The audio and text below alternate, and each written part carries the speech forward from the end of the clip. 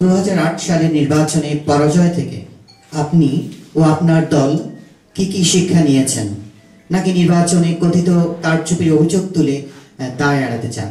12 June নির্বাচন হলো, সেদিন অবাধ ভোট হয়েছিল বলে শেখ হাসিনা তিনিও প্রায় 129টা সিট পেয়েছিলেন, আর আমার নেতৃত্বে ছিল 116টি। ভোট হয়েছিল দাঁড়িপাল্লা, লাঙ্গল, ধানের শীষ এবং নৌকা। জামাতে ইসলাম সেদিন 300 আসন নমিনেশন দিয়েছিল। এখানে আমরা মাত্র কিছু ভোটের ব্যবধানে পরাজিত হয়েছিলাম, কিন্তু জনগণের আস্থা কিন্তু খালেদা জিয়া ওদিন পরাজিত হননি, এবং আমরাই ক্ষমতা যেতাম যদি আমরা আতাত করতাম কারোর সাথে। তালার উন্নয়নে বা আপনার আসন সংসদীয় আসনের উন্নয়নে আপনার আগামী কি পরিকল্পনা রয়েছে, ছোট করে দাও। তালার যে কাজগুলো আছে এখন যেমন জলবদ্ধতা চলতেছে, তালার মেন কাজ একটা কে বললাম তো, যে যা দিয়ে উন্নয়ন উৎপাদন করে মানুষ বেকার সমস্যার সমাধান হয়, এইরকম প্রকল্প আপনারা দেন, আমি সেটা চেষ্টা করব। প্রায় 4000-এর মতো হত্যা করা হয়েছে, বিচার বহির্ভূত হত্যা।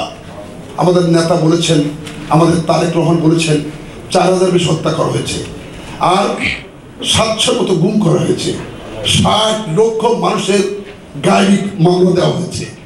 শুধু তাই না, এবং আপনারা আয়নাঘর দেখেছেন, আপনারা দেখেছেন মানুষগুলো নির্যাতনের কথা বলেছেন।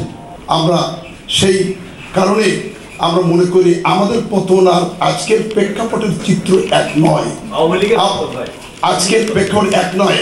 আওয়ামী লীগ 15 বছর যে নেত্রীর এক খাবার খেতে, তাকে কিভাবে একটা মিথ্যা কেস দিয়ে মাত্র 2 কোটি 20 লাখ টাকা, যেটা ব্যাংকে আছে 8 কোটি টাকা 2 কোটি, 8 কোটি টাকা 2 কোটি, 8 কোটি হয়েছে। সেই টাকার কথা বলা যে জিয়া, খালেদা জিয়া এতিমের টাকা চোর বলে যেভাবে বলতে, আমরা যদি আজকে বাংলাদেশের নিরপেক্ষভাবে জাতীয়ভাবে তদন্ত হয় কত হাজার কোটি টাকা লুট করেছেন বলতে পারবো না। আজকে ছাত্র জনতা বাংলাদেশের 13 সালে 14 সালে ভোট হয়েছে, মানুষ ভোট দিতে পারেনি। ভোট কেন্দ্রে যারে বলেছেন সেই এমপি একটা নেত্রী ঘোষণা দিয়েছে। আপনারা 18 সালের কথা বলেন, আপনারা 24 সালের কথা বলেন, এগুলো কি ভোট হয়েছে কিনা বলেন, কেউ দিতে পেরেছে কিনা? বাংলাদেশের সকল ইউনিয়ন, উপজেলা, জেলা পরিষদ সকল ভোটকে একচেটিয়া কুক্ষিগত করেছে 15 বছর জুলুম নির্যাতনের মধ্যে দিয়ে। যেহেতু তার বিরুদ্ধে তরুণ ছেলেরা 15 বছর আমাদের বহু নেতাকর্মী আজকে মৃত্যুর সাথে লড়ছে আমার নেত্রী খালেদা জিয়া মিথ্যা কেস দিয়ে। আর সেই দল এমন পর্যায়ে গিয়েছে কোথাও কোনো নির্বাচন নেই, সব জায়গায় চটদখল, প্রেস ক্লাব থেকে আরম্ভ করে হাইকোর্ট থেকে আরম্ভ করে সর্বক্ষেত্রেই সর্বোচ্চ জায়গা। এবং প্রশাসনকে আছে ছিল, তিনি পতন হয়েছে কিভাবে?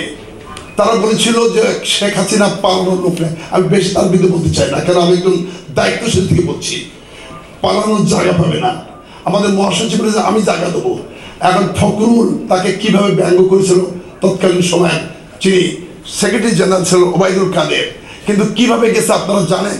যে 15 বছরের দুঃশাসনের বিরুদ্ধে সমগ্র বাংলাদেশের ছাত্র, যুবক, শিশু 25 বছরের নিচের জীবন উৎসর্গ করে তাদের আমার সন্তান সমতুল্য ছেলেদের জীবন দিয়ে আজকে এই সরকারের বিরুদ্ধে যে আত্মত্যাগ, আত্মহুতি, আত্মবলিদানের মধ্যে দিয়ে তারা জীবন দিয়ে গেছেন, তাদের ফসল আজকে আমি মুক্তি পেয়েছি।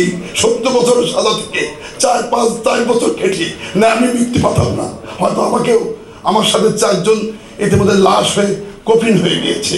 আপনারা একটু বলতে চাই এই প্রসঙ্গে, যিনি অ্যাটর্নি জেনারেল, পৃথিবীর কোনো জায়গায় অ্যাটর্নি জেনারেল এসে সাতক্ষীরা কেসটা করেছে, কল্যাণ দা, রামকৃষ্ণ, সুভাষ দা সকলকে সাক্ষী দেওয়ার জন্য বহু প্রাপড়ি করেছে প্রশাসন।